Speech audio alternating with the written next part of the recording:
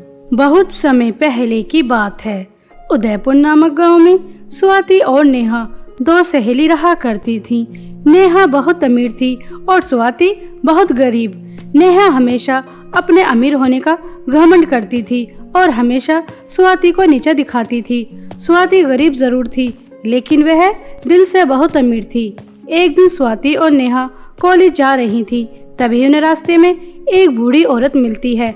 तभी वह बूढ़ी औरत स्वाति और नेहा से कहती है, बेटा, मुझे बहुत भूख लगी है, मुझे कुछ खाने के लिए दे दो। बहुत समय हो गया, मैंने कुछ नहीं खाया, मुझे कुछ खाने के लिए दे दो बेटा, मुझे बहुत भूख लगी है। हम कॉलेज जा रहे हैं और हमारे पास हमारा लंच बॉक्स है। अगर हम तुम्हें खाने के लिए दे देंगे तो क्या हम भूखे नहीं रह जाएंगे? इसलिए हम तुम्हें कुछ खाने के लिए नहीं दे रहे, किसी और से मांग लो। अब जाओ यहाँ से, हमारा रास्ता छोड़ो। नेहा उस बूढ़ी औरत को ऐसा कहकर दुत्कार देती है। तभी स्वाति उस बूढ़ी औरत से कहती है, अम्मा जी, मेरे पास सिर्फ एक रोटी अचार के साथ है। अगर आप उसे खा सकती हैं तो ये लीजिए, आप इसे खा लीजिए, मेरे पास और कुछ नहीं है। बेटा, खुश रहो, हमेशा ऐसे ही दूसरों की मदद करते रहना। तुम दूसरों की मदद करोगी, ऊपर वाला तुम्हारी मदद करेगा। स्वाति से वह बूढ़ी औरत एक रोटी ले लेती है और स्वाति को बहुत दुआएं देकर वहां से चली जाती है। तभी नेहा स्वाति से कहती है, स्वाति, तूने अपने हिस्से की एक रोटी उस बुढ़िया को क्यों दे दी? तुझे पता तो होगा ही कि तुम्हारे घर में इतना राशन नहीं होता। तुझे सिर्फ दिन में एक ही रोटी खाने के लिए मिलती है। आज तो तू भूखी ही रहेगी।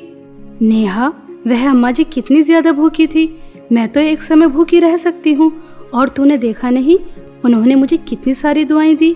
यह सब सुनकर मेरे दिल को बहुत ज्यादा सुकून मिला। नेहा, हमारे पास जो भी कुछ होता है उसमें से ही हमें लोगों की मदद करनी चाहिए। दुआओं से कुछ नहीं मिलता। तुझे कितनी दुआएं मिलती हैं, तू लोगों की कितनी मदद करती है, लेकिन तू है तो गरीब की गरीब ही। और तू मुझे ही देख ले, मैं कभी किसी की कोई मदद नहीं करती, और मैं कितनी अमीर हूँ। किसी की मदद करने से कुछ नहीं मिलता, बल्कि हमारे पास जो होता है वो भी हमारे पास से चला जाता है। इसलिए हमें कभी किसी की मदद नहीं करनी चाहिए। नेहा, तू कभी नहीं समझेगी। तुझे हमेशा अपने अमीर होने का ऐसे ही घमंड रहेगा। चल, कॉलेज चलते हैं, बहुत देर हो रही है। ऐसा कहकर स्वाति और नेहा कॉलेज चली जाती हैं। ऐसे ही समय बीत रहा था। नेहा की बहुत अमीर घराने में शादी पक्की हो जाती है। नेहा अपनी सभी फ्रेंड से कहती है, मेरी शादी पक्की हो चुकी है, आप सबको आना है। हल्दी मेहंदी सब फंक्शन होने वाले हैं। सबको बहुत अच्छे अच्छे कपड़े और अच्छे से तैयार होकर आना है। मेरे ससुराल वाले बहुत अमीर हैं। मैं भी दिखाना चाहती हूँ कि हम भी किसी से कम नहीं। आप सभी को ब्रांडेड कपड़े पहन कर आना है। नेहा की बातें सुनकर तभी नेहा की एक फ्रेंड श्रुति कहती है, नेहा, हम सब तो ब्रांडेड कपड़े पहनकर आ जाएंगे, स्वाति क्या पहन कर आएगी? ये तो कॉलेज में भी फटे पुराने कपड़े पहन कर आती है। स्वाति, तुम नेहा की शादी के फंक्शन में क्या वैसे ही कपड़े पहन कर आओगी जैसे तुम फटे पुराने कॉलेज पहन कर आती हो? इससे तो बेहतर है कि तुम आना ही मत। हाँ स्वाति, तुम्हारे पास तो अच्छे कपड़े नहीं होंगे, इसलिए प्लीज यार तुम मेरी शादी में मत आना। तुम्हें देखकर सब सोचेंगे कि पता नहीं मैंने किस गरीब को अपनी शादी में इनवाइट कर लिया। बुरा मत मानना, लेकिन तुम गरीब हो ना, तो हम क्या कर सकते हैं? तुम्हारे पास अच्छे भी कपड़े नहीं हैं। ऐसा कहकर नेहा और उसकी फ्रेंड हंसने लगती हैं। तभी स्वाति कहती है, नेहा, मैं वही गरीब दोस्त हूँ जो हमेशा तुम्हारे साथ रहती थी। आज मेरे पास अच्छे कपड़े नहीं है, इसलिए तुम मुझे अपनी शादी में इनवाइट नहीं कर रही। ऐसी दोस्ती से तो अच्छा है कि हम दोस्त ही ना रहें। आज से तुम मेरी दोस्त नहीं हो। ऐसा कहकर स्वाति रोते हुए घर आ जाती है। तभी उसकी माँ स्वाति से पूछती है, स्वाति बेटा, क्या हुआ? तुम इतना क्यों रो रही हो? कॉलेज में क्या कोई बात हुई है? मुझे बताओ, आखिर तुम इतना क्यों रो रही हो? माँ, पूरे गांव में सिर्फ मेरी एक ही दोस्त थी, नेहा। आज मेरी उससे भी दोस्ती टूट गई। मुझसे गरीब होने की वजह से कोई दोस्ती नहीं करता। माँ, गरीब होना क्या पाप है? मेरे पास अच्छे कपड़े पहनने के लिए नहीं है, इसलिए नेहा मुझे अपनी शादी में बुलाना नहीं चाहती। माँ, गरीबों को जीने का हक नहीं क्या? आप कितनी मेहनत करती हैं, तब तो कॉलेज की फीस जाती है। अगर मैं आपसे अच्छे कपड़े मांगूं तो आप मुझे कहाँ से दिलाएंगी माँ? ऐसा कहकर स्वाति बहुत रोती है और उसकी माँ स्वाति के आंसू पूछती है और उसे दिलासा देती है। कुछ दिन बाद नेहा की शादी हो जाती है और स्वाति नेहा की शादी में नहीं जाती। ऐसे ही समय बीत रहा था। एक दिन गांव में बहुत तेज बारिश होने लगी थी। स्वाति का घर कच्चा था। बारिश और तूफान की वजह से घर टूट जाता है। स्वाति और उसकी माँ दोनों बारिश में भीगती रहती हैं और भीगने की वजह से स्वाति की माँ को बहुत तेज बुखार आ जाता है। स्वाति अपनी माँ से कहती है, माँ आपको तो बहुत तेज बुखार आ रहा है, आपको तुरंत हॉस्पिटल लेके जाना पड़ेगा। माँ बारिश बंद हो चुकी है, चलिए हॉस्पिटल चलते हैं। बेटा तुम मुझे हॉस्पिटल लेकर जाना चाहती हो, मगर पैसे कहाँ से आएंगे? घर टूटने की वजह से जो भी कुछ जमा पूंजी थी सब बह गई, अब कुछ नहीं बचा। हमारे सर छुपाने की छत भी नहीं रही, अब हम कहाँ रहेंगे बेटा? माँ इसके बारे में हम बाद में सोचेंगे, पहले आपको डॉक्टर को दिखाना बहुत ज़रूरी है। चलिए पैसों का भी बंदोबस्त हो ही जाएगा। ऐसा कहकर स्वाति अपनी माँ को हॉस्पिटल ले जाती है। तभी डॉक्टर स्वाति से 5,000 रुपये मांगते हैं और कहते हैं कि वह उसकी माँ को तभी देखेंगे जब वो 5,000 रुपये जमा कर देगी। स्वाति डॉक्टर से कहती है, डॉक्टर साहब मेरी माँ को देख लीजिए ना, मेरी माँ को बहुत तेज बुखार आ रहा है, उनकी तबीयत बिगड़ती जा रही है। मैं आपसे वादा करती हूँ कि मैं आपके 5,000 रुपये जल्द ही दे दूंगी, लेकिन माँ को देख लीजिए ना। नहीं नहीं, मैं तुम जैसे गरीब लोगों को देखने के लिए यहाँ नहीं बैठा हूँ। अगर मैं तुम जैसे गरीब लोगों को देखता रहा मैं तो एक भी रुपया नहीं कमा पाऊंगा। पहले 5,000 जमा करो, तभी तुम्हारी माँ को देखा जाएगा। जाओ 5,000 लेकर आओ। स्वाति अपनी माँ की बिगड़ती हुई तबीयत देख रही थी और वह बहुत ज्यादा परेशान होती है कि वह 5,000 रुपये कहाँ से लेकर आएगी। स्वाति हॉस्पिटल से आ जाती है और बस यही सोचती रहती है कि वह पैसों का बंदोबस्त कहाँ से करे। स्वाति सड़क के किनारे बैठकर बहुत रोती है। माँ की कितनी ज्यादा तबीयत खराब है और हमारा बारिश की वजह से घर भी टूट गया, हमारे सर छुपाने की छत भी नहीं रही। बस गरीबों के ऊपर एक मुसीबत खत्म नहीं होती, दूसरी मुसीबत आ जाती है। ऐसा क्यों होता है? अब मैं 5,000 रुपये कहाँ से लेकर आऊँ? ऐसा कहकर स्वाति बहुत रो रही थी। तभी स्वाति के पास वह बूढ़ी औरत आती है जिसे स्वाति ने एक रोटी खाने के लिए दी थी। तभी वह बूढ़ी औरत स्वाति से पूछती है, स्वाति बेटा तुम क्यों रो रही हो? क्या हुआ बेटा, मुझे बताओ। स्वाति उस बूढ़ी औरत को अपनी आप बीती बता देती है। तभी वह बूढ़ी औरत स्वाति से कहती है, स्वाति बेटा तुम बहुत अच्छी हो, हमेशा दूसरों की मदद करती हो, इसलिए मैं तुम्हें बादलों के जादुई 2 मटके के घर के बारे में बताती हूँ। तुम बादलों में जाना, तुम्हें वहाँ पर जादुई मटके के 2 घर मिलेंगे। तुम वहाँ से एक जादुई मटके का घर अपने साथ ले आना। वह जादुई मटके का घर तुम्हारी सब दुख परेशानी दूर कर देगा। मगर बेटा वहाँ जाने के बाद तुम्हें एक परीक्षा से गुजरना होगा। अगर तुम अपनी परीक्षा में पास हो गई तो तुम्हें वह जादुई मटके का घर अपने साथ लेकर आ सकती हो। अम्मा जी मैं हर परीक्षा से गुजरने के लिए तैयार हूँ, मुझे मेरी माँ को बचाना है और मुझे कुछ नहीं चाहिए। ठीक है बेटा, यहाँ से सीधी चलती रहना, सीधे चलते चलते दाएं मुड़ जाना, तभी तुम्हें एक मायावी सीढ़ी नजर आएगी। तुम उसकी मदद से बादलों तक पहुँच जाओगी। स्वाति उस बूढ़ी औरत की बात समझ जाती है और जैसा जैसा उन्होंने कहा था बिल्कुल वैसा ही करती है और वह बादलों में पहुंच जाती है।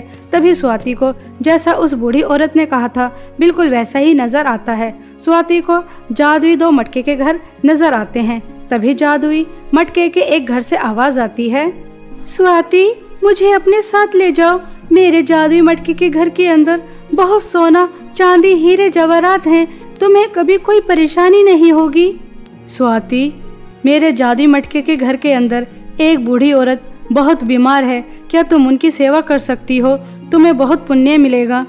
स्वाति बहुत सोचती है और वह दूसरे जादुई मटके के घर को चुनती है। तभी पहले वाला जादुई मटके का घर गायब हो जाता है। तभी दूसरा जादुई मटके का घर स्वाति से खुश होकर कहता है, स्वाति तुम अपनी परीक्षा में पास हो चुकी हो, तुमने पैसे नहीं बल्कि किसी की मदद करने का सोचा, इसलिए तुम अपने साथ जादुई मटके का घर लेकर जा सकती हो। तुम्हें ये जादुई मटके के घर के अंदर सब कुछ मिलेगा, कभी तुम्हें किसी चीज की कमी नहीं होगी। स्वाति यह सब सुनकर बहुत खुश हो जाती है और बादलों से जादुई मटके का घर अपने साथ ले आती है। स्वाति जादुई मटके के घर के अंदर जाती है, वहां से पैसे लेकर अपनी माँ का इलाज कराती है। कुछ ही दिनों में स्वाति की माँ बिल्कुल ठीक हो जाती हैं और वह दोनों माँ बेटी जादुई मटके के घर के अंदर रहने लगती हैं। स्वाति गांव में जो भी लोग गरीब और परेशान होते थे उनकी बहुत मदद किया करती थी। तभी स्वाति के पास बहुत फटे पुराने कपड़ों में नेहा आती है और वह स्वाति से कहती है, स्वाति तू सभी गरीब लोगों की मदद कर रही है, क्या तू मेरी मदद नहीं करेगी? तुझे पता है पिताजी का बिल्कुल बिजनेस खत्म हो गया और मेरे ससुराल वालों ने मुझे धक्के मारकर अपने घर से निकाल दिया। मुझे कुछ पैसों की जरूरत है। नेहा तू मेरी सबसे अच्छी दोस्त है, सिर्फ तेरे अहंकार और घमंड की वजह से हमारी दोस्ती टूटी। स्वाति आज ये जादुई मटके का घर मुझे उन्हीं अम्मा जी ने दिया जिन्हें मैंने एक रोटी दी थी। कभी किसी की दुआएं खाली नहीं जाती, इसलिए हमें हमेशा लोगों की मदद करते रहना चाहिए। पता नहीं किसकी दुआ से हमें कब क्या मिल जाए। नेहा को अपने किए पर बहुत पछतावा होता है। स्वाति नेहा की बहुत मदद करती है और दोनों दोबारा से एक अच्छी दोस्त बन जाती हैं। अब नेहा भी स्वाति की तरह लोगों की मदद करती थी और स्वाति जादुई मटके के घर के अंदर खुशी खुशी अपना जीवन बिताती है। बहुत समय पहले की बात है। सोनापुर नामक गांव में दो अनाथ बहनें सुरभि और सपना अपने चाचा चाची के साथ रहा करती थी, क्योंकि कुछ समय पहले ही एक सड़क हादसे में सुरभि और सपना के माता पिता की मृत्यु हो जाती है। इसलिए दोनों बहनें अपने चाचा के साथ उनके घर आ जाती हैं। लेकिन चाची महिमा दोनों बहनों को बिल्कुल भी पसंद नहीं किया करती थी। सुरभि बड़ी थी और सपना अभी बहुत छोटी थी, लेकिन फिर भी महिमा सुरभि से घर का सारा काम करवाती थी और कभी कभी महिमा का बस चलता तो वह सपना से भी काम करवाया करती थी। ऐसे ही एक दिन सपना अपनी बड़ी बहन सुरभि से कहती है, दीदी अगर मैं इस तरह से छोटे मोटे घर के काम करती रही तो मैं तो स्कूल नहीं जा पाऊंगी। मेरा पढ़ाई करने का बहुत मन है, मैं पढ़ना चाहती हूँ, पढ़ लिख कर कुछ बनना चाहती हूँ ताकि हम चाची की नर्क जैसी जिंदगी से बाहर निकल जाएं। दीदी एक बार चाची से बात करके देखो ना, क्या पता वह मेरा स्कूल में एडमिशन ही करा दे। कितना अच्छा लगेगा, मैं यूनिफॉर्म पहनकर स्कूल जाऊंगी। दीदी बात करो ना। सपना मेरी प्यारी बहन, यह जो तुम ख्वाब देख रही हो बहुत अच्छा है, लेकिन इस ख्वाब को हकीकत में करना उतना ही मुश्किल है, क्योंकि चाची जी ऐसा नहीं होने देंगी। चाची जी ने हमें अपने घर में रहने के लिए जगह तो दे दी, लेकिन वह हमें इस घर का सदस्य नहीं मानती, वो तो हमें इस घर का नौकर मानती हैं। क्या तुम्हें पता नहीं वह हमसे किस तरह से नौकरों की तरह काम करवाती हैं? फिर तुम ही बताओ, वह तुम्हें स्कूल कैसे जाने देंगी?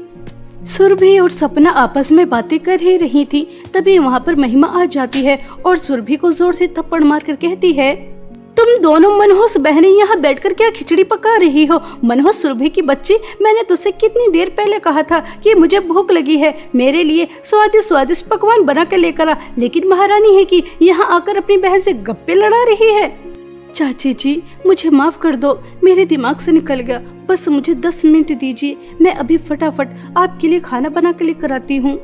ऐसा कहकर बेचारी सुरभि किचन में जाकर जल्दी जल्दी महिमा के लिए खाना बनाती है और खाना बनाकर अपने चाची के रूम में लेकर जाती है। सुरभि के दिमाग में सपना की ही बात चल रही थी, तभी वह बहुत हिम्मत करती है और अपनी चाची से कहती है, चाची जी सपना पढ़ना चाहती है, उसका बहुत दिल चाहता है कि वह स्कूल जाए, कृपया करके आप उसका स्कूल में एडमिशन करा दीजिए। आप मुझसे चाहे रात दिन जितना चाहें उतना काम करा लेना, मैं कभी मना नहीं करूंगी, लेकिन बस आप मेरी बहन को स्कूल जाने की परमिशन दे दीजिए, मैं आपका ये एहसान जिंदगी भर नहीं भूलूंगी।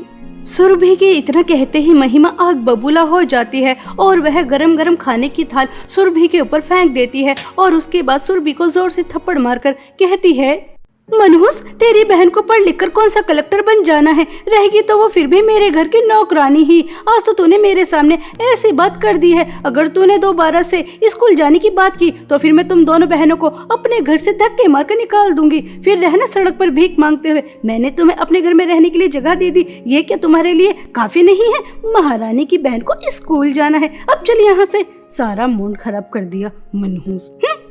बेचारी सुरभि रोते हुए अपनी चाची के पास से आ जाती है। तभी सपना अपनी बहन के लिए हल्दी का लेप लेकर आती है और कहती है, दीदी मुझे माफ कर दो, यह सब कुछ मेरी वजह से हुआ है। अगर मैं आपसे स्कूल जाने की बात नहीं करती तो आप चाची से भी बात नहीं करती, और ना ही चाची आपकी इतनी पिटाई करती और गरम गरम खाना आपके ऊपर भी नहीं फेंकती। दीदी ये हल्दी का लेप लगा लीजिए, इससे आपके जख्म ठीक हो जाएंगे। और मैं आज के बाद स्कूल जाने के बारे में कभी नहीं कहूँगी, अपने दिल और दिमाग से ये ख्याल निकाल दूंगी। ऐसा कहकर सपना बहुत रोती है और सुरभि भी अपने जख्मों पर हल्दी का लेप लगा लेती है और दोनों बहनें रोते रोते सो जाती हैं। सुबह होने के बाद महिमा सुरभि को बुलाती है और उससे कहती है, सुन करमजली, मेरी बेटी अपनी नानी के घर से वापस आ रही है और मेरी बेटी को गंदगी बिल्कुल भी पसंद नहीं है, इसलिए पूरे घर की अच्छी तरह सफाई कर देना और उसके रूम को दुल्हन की तरह सजा देना। और हाँ, 5 तरह के अलग अलग पकवान भी बना देना, क्योंकि मेरी बेटी को अलग अलग वैरायटी का खाना खाना बहुत पसंद है। और तो सुन सपना की बच्ची, पूरे गार्डन की सफाई करेगी। मेरी बेटी को गार्डन भी गंदा पसंद नहीं है। मेरी बेटी को अगर तुम दोनों मनहूस बहनों की वजह से कोई भी परेशानी हुई तो मैं तुम्हें छोड़ूंगी नहीं। अब चलो यहाँ से, अपना काम करो। बेचारी सुरभि के हाथ में अभी भी छाले थे, उनमें अभी भी जलन हो रही थी, लेकिन वह अपनी चाची को काम करने से मना नहीं कर सकती थी, उसकी मजबूरी थी। ऐसे ही छालों में इतने दर्द में घर का सारा काम करना पड़ता है। पहले वह पूरे घर की सफाई करती है, महिमा की बेटी सुनैना के रूम को दुल्हन की तरह सजाती है, और उसके बाद इतने दर्द में, इतनी जलन में बहुत मुश्किल से चूल्हे के पास जाकर 5 तरह के अलग अलग पकवान बनाती है। और वहीं दूसरी तरफ सपना गार्डन की सफाई कर रही थी। ऐसे ही दोनों बहनें अपना अपना काम कर रही थीं। कुछ समय बाद सुनैना अपनी नानी के घर से वापस आ जाती है और वह डाइनिंग पर बैठकर अपनी माँ के साथ खाना खा रही थी। तभी उसकी नजर दोनों बहनों के ऊपर जाती है और वह अपनी माँ से कहती है, ओहो मम्मी, मुझे आपको कितनी बार समझाना पड़ेगा कि मुझे ऐसी बहन जी और गंवार नौकरानियां बिल्कुल पसंद नहीं है। कम से कम नौकरानी भी तो मेरे स्टेटस की होनी चाहिए। मुझे दोनों बिल्कुल पसंद नहीं है और खाना भी ज्यादा अच्छा नहीं बनाया। देखो तो कितनी मिर्चें हैं। आप इन्हें फौरन इस घर से निकाल दीजिए और जैसी नौकरानी मुझे पसंद है इस घर में वैसी ही नौकरानी रहेंगी। आप समझ रही है ना मैं क्या कह रही हूँ? अरे बिटिया कोई बात नहीं, अगर तुझे दोनों नौकरानी पसंद नहीं है तो क्या हुआ, मैं अभी निकाल देती हूँ, लेकिन मैं अपनी बेटी को उदास नहीं कर सकती। चलो चलो तुम दोनों अपना बोरे बिस्तर बांधो और इस घर से रफू चक्कर हो जाओ, और दोबारा से यहाँ नजर उठाकर भी मत देख लेना, क्योंकि मेरी बेटियों को तुम पसंद नहीं आई और मेरी बेटी की पसंद मेरे लिए सबसे पहले है। चलो निकलो यहाँ से। चाची जी, यह आप क्या कह रही हैं? इतनी रात को हम दोनों बहन कहाँ जाएंगे? हमारा तो आपके सिवा और कोई नहीं है। चाची जी, मैं आपके पैर पड़ती हूँ, आपके हाथ जोड़ती हूँ, कृपया करके हमें मत निकालिए। हाँ चाची जी, सुरभि दीदी बिल्कुल सही कह रही है। हम इतनी रात में कहाँ जाएंगे, और मुझे तो अंधेरे से बहुत डर लगता है। कृपया करके हमें घर से बाहर मत निकालिए। आप हम दोनों बहनों से जितना काम कहेंगी हम उतना काम करने के लिए तैयार हैं, और सुनैना दीदी को भी शिकायत का मौका नहीं देंगे, लेकिन कृपया करके हमें घर से बाहर मत निकालिए चाची जी। दोनों बहनें अपनी चाची के सामने बहुत गड़गड़ाती हैं, उनके पैर भी पड़ती हैं, लेकिन चाची को बेचारी दोनों अनाथ बहनों के ऊपर जरा भी रहम नहीं आता और वह धक्के मारकर दोनों को निकाल देती हैं। दोनों बहनें रात के अंधेरे में इधर से उधर भटकती रहती हैं, लेकिन उन्हें रहने के लिए कोई जगह नहीं मिलती। दोनों बहनें सड़क के किनारे सो जाती हैं। सुबह होने के बाद सपना रोते हुए सुरभि से कहती है, दीदी अब हम दोनों बहनें कहाँ जाएंगी? दीदी कल से खाने के लिए भी कुछ नहीं मिला, मुझे बहुत तेज भूख लगी है। मैं भूखे पेट एक और कदम नहीं चल सकती। अब हम कहाँ रहेंगे, क्या खाएंगे? ये हमारे ऊपर कैसी मुसीबत आ पड़ी। हमारा तो इस दुनिया में एक दूसरे के सिवा और कोई है ही नहीं दीदी। सपना मेरी प्यारी बहन, ऐसे नहीं रोते। जब एक रास्ता बंद हो जाता है तो दूसरा रास्ता अपने आप बन जाता है। अगर हमारा कोई नहीं है, हम तो है ना एक दूसरे का सहारा। हम जंगल से लकड़ियाँ लेकर आएंगे और अपने लिए जंगल में एक छोटी सी कुटिया बनाएंगे और वहाँ पे रहेंगे। और रही खाने की बात, तो मैं लोगों के घरों में झाड़ू पोंछा करूँगी। वहाँ से जो भी पैसे मिलेंगे उसी से हम अपना गुजर बसर करेंगे। ठीक है मेरी प्यारी बहन, ऐसे नहीं रोते, चुप हो जाओ। ऐसा कहकर दोनों बहनें गले लगकर बहुत रोती हैं और दोनों बहनें जंगल से लकड़ियां लेने जाती हैं और अपने रहने के लिए एक छोटी सी कुटिया बनाती हैं। और उसके बाद सुरभि बड़े बड़े घरों में जाती है, उनसे झाड़ू पोंछे का काम मांगती है। लेकिन पूरे दिन घूमने के बाद सुरभि को एक जगह काम मिल जाता है। अब सुरभि जमींदार के यहाँ झाड़ू पोंछा साफ सफाई करने का काम करने में लग जाती है और उसे वहाँ काम करके जो भी पैसे मिलते थे उसी से वह अपना और अपनी बहन का पालन पोषण करती थी। एक दिन सुरभि सोचती है, सपना पढ़ना चाहती है। अगर मैं और ज्यादा मेहनत करूं, एक समय खाना खाऊं, तो जो पैसे बचेंगे उसी से मैं सपना का स्कूल में एडमिशन करा दूंगी। मेरा क्या है, एक समय खाना खाकर भी मेरा गुजारा हो जाएगा। हाँ, यही ठीक रहेगा। ऐसा सोचकर सुरभि सपना को 2 वक्त का खाना खिलाती है और खुद 1 वक्त का खाना खाती है। और एक घर की जगह अब सुरभि 4-5 घर में झाड़ू पोंछा करने जाती है और ज्यादा से ज्यादा पैसे इकट्ठा करती है ताकि वह सपना का स्कूल में एडमिशन करा सके। और अब उसके पास कुछ ही दिनों में इतने पैसे इकट्ठा हो चुके थे कि वह सपना का स्कूल में एडमिशन करवा सकेगी। सुरभि बहुत खुश थी कि अब सपना का सपना पूरा हो जाएगा। लेकिन अचानक एक तूफान आता है और दोनों बहनों की इन खुशियों को उड़ाकर ले जाता है, क्योंकि एक रात दोनों की इस छोटी सी झोपड़ी में चोर आ जाते हैं और सुरभि ने जो पैसे जोड़ कर रखे थे, जो भी घर में राशन था, वह सब चोर चुरा कर ले जाते हैं। सुबह उठकर दोनों बहनें देखती हैं तो उनकी कुटिया में कुछ भी नहीं था। यह देखकर दोनों बहनों के पैरों तले जमीन खिसक जाती है। सुरभि बहुत ज्यादा रोती है। सपना मेरी प्यारी बहन, यह क्या अनर्थ हो गया। हमारे घर में जो भी था सब चोरी हो गया। मैंने कितनी बहनें से एक एक पाई करके जोड़ी थी, लेकिन चोरों ने कुछ भी नहीं छोड़ा। ये हम गरीबों की कैसी परीक्षा है जो खत्म होने का नाम ही नहीं लेती, एक के बाद एक शुरू हो जाती है। सपना, मैं काम पर जा रही हूँ, मालकिन से कुछ पैसे मांग कर देखूंगी, अगर मिल गए तो घर का राशन लेकर आ जाऊंगी, ठीक है। ऐसा कहकर सुरभि रोते हुए घर से काम करने के लिए जा रही थी। तभी उसे रास्ते में जाल में एक चिड़िया फंसी नजर आती है जो बहुत ही ज्यादा जख्मी थी। सुरभि तुरंत उसके पास जाती है, उसे जाल से बाहर निकालती है, नदी से पानी पिलाती है और जड़ी बूटी के पेड़ से कुछ जड़ी बूटियां लेकर उस चिड़िया के जख्मों को ठीक करती है। तभी वह चिड़िया अपने असली रूप में आ जाती है। असल में वह एक बहुत सुंदर परी थी। तभी वह सुरभि से कहती है, सुरभि, तुमने एक परिंदे को बचाने के लिए कितना प्रयास किया। तुम बहुत अच्छी हो, इसलिए मैं तुम्हारी मदद करना चाहती हूँ। आओ मेरे साथ चलो, मेरी जादुई सोने और चांदी की नेकलेस की नदी के पास। ऐसा कहकर परी अपने साथ सुरभि को जहाँ पर जादुई सोने और चांदी की नेकलेस की नदी थी वहाँ ले जाती है, जहाँ एक तरफ सोने के नेकलेस की नदी बह रही थी और दूसरी तरफ चांदी के नेकलेस की नदी बह रही थी। तभी जादुई सोने और चांदी की नेकलेस की नदी से आवाज आती है, नटखट परी, तुम इस लड़की को अपने साथ यहाँ लेकर आई हो। इसका मतलब तुम मेरी नदी से इसे जादुई नेकलेस देना चाहती हो। लेकिन तुम्हें अच्छी तरह से पता है, जब तक ये अपनी परीक्षा में पास नहीं होगी तब तक मैं इसकी मदद नहीं कर सकती। हाँ तो तुम सुनो लड़की, अगर तुम जादुई चांदी की नेकलेस की नदी की तरफ जाओगी तो तुम्हारे सामने सोना, हीरे, जवाहरात, बहुत सारी धन दौलत पड़ी मिलेगी। और अगर तुम जादुई सोने की नेकलेस की नदी की तरफ जाओगी तो वहाँ बहुत सारी वृद्ध महिलाएं हैं, उन्हें तुम्हारी मदद की जरूरत है। बताओ, अब तुम दोनों जादुई सोने और चांदी की नेकलेस की नदी की किस तरफ जाओगी? जादुई सोने और चांदी की नेकलेस की नदी, मेरे माता पिताजी हमें हमेशा सिखाते थे कि अपने से बड़ों की मदद या उनकी सेवा करना पुण्य का काम होता है और पुण्य धन दौलत से बढ़कर होता है। इसलिए मैं धन दौलत नहीं बल्कि वृद्ध महिलाओं की मदद करना चाहूंगी और धन दौलत का लालच बिल्कुल भी नहीं करूंगी, क्योंकि लालच बुरी बला होती है। सच में नटखट परी, यह लड़की बहुत अच्छी है। सुरभि, तुम अपनी परीक्षा में पास हो चुकी हो, इसलिए तुम्हें जादुई सोने का नेकलेस मिलता है। तुम इससे जो भी चाहो वह मांग सकती हो, कितनी भी धन दौलत। नटखट परी, तुम्हारा बहुत बहुत धन्यवाद मुझे जादुई सोने और चांदी की नेकलेस की नदी से जादुई सोने का नेकलेस देने के लिए। सुरभि नटखट परी को धन्यवाद कहकर घर वापस आ जाती है और सपना को जादुई सोने के नेकलेस के बारे में सब बताती है और दोनों बहनें जादुई सोने के नेकलेस से कहती हैं, जादुई सोने के नेकलेस, हमारे सामने एक महल जैसा घर आ जाए जिसके अंदर कोई भी कमी ना हो और हम दोनों बहनों के लिए सुंदर सुंदर ड्रेस, स्वादिष्ट स्वादिष्ट पकवान, यह सब हमारे सामने आ जाए।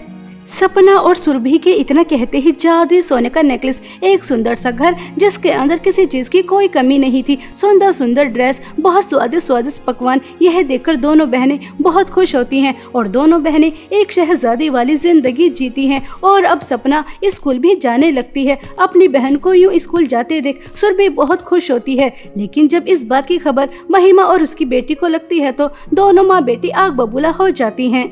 सुने ना बेटा, वह नौकरानी जो हमारे घर में झाड़ू पोंछा करती थी आज महल जैसे घर में रह रही है। मुझसे तो ये सब बर्दाश्त नहीं हो रहा। मुझे पता चला है कि उनके पास जादुई सोने का नेकलेस है। मैं उन दोनों मनहूस बहनों को मारकर वह जादुई सोने का नेकलेस चुराकर लेकर आ जाऊंगी। वह दोनों बहनें मर जाएंगी और हम दोनों बहुत अमीर हो जाएंगे। ठीक है ना बेटा?